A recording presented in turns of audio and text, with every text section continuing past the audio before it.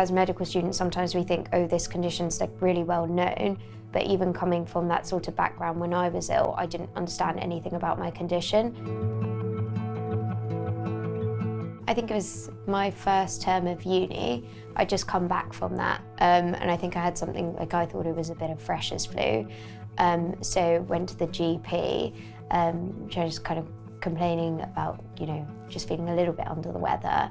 And they said, I think it might just be a bit of exhaustion, you've had a big term, being away from home, and just rest up a bit. And I just kind of got worse and worse, but it wasn't kind of a straight line.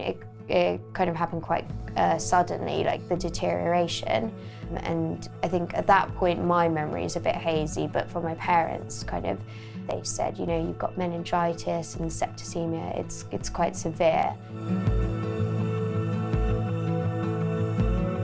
I think at first it was quite hard for them, because obviously I was in a coma, so they couldn't really communicate with me.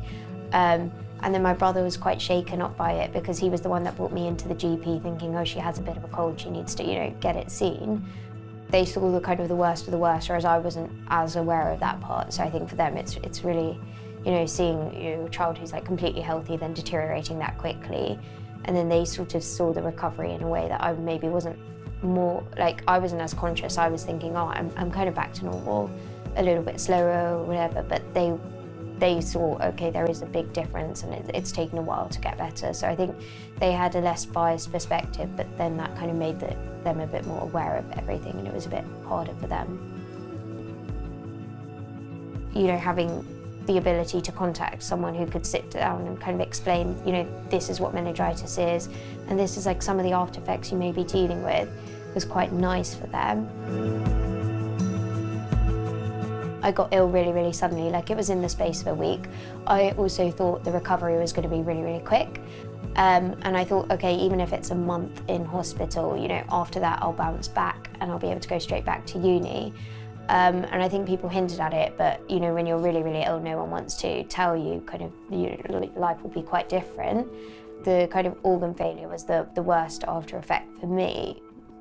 So it meant like my kidney function, I had like a chronic kidney disease for a while, just because they'd suffered like quite an insult. And I'd also had kind of problems with my spleen for a while. I think it takes a while for the organs to recover. So it meant at first I was having to go in every day and get kind of my bloods taken so that they could monitor the function. It also meant things like, having to adjust your diet. So kind of things like potassium you had to be quite watchful of. And in a way it kind of means you can't go back to like normal life because you can't really eat out. All of that side of recovery that I didn't really think much of, but at the time it was actually quite hard.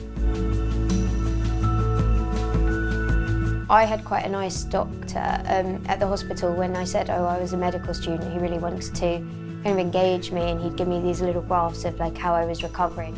So I think it really helps if you say, I'm really interested in this bit, or I'd like to know a bit more about that. There are no kind of silly questions, and it's much better to ask and have someone explain it to you. And no one's going to think you're silly for asking something. It might just be that they assumed you knew certain things, so they didn't explain it to you, but there's always more information you can get. So in the first year, I think my parents were a bit anxious when I was going back, so every time I was slightly ill, they'd kind of call and be like, are you sure you're okay? But then, kind of as the years have gone by, it's a slow recovery, but it's a lot more normal. I wouldn't see like much of a difference in the way I'm living life compared to some of my friends who didn't have meningitis. So now I'd say I'm quite recovered, yeah.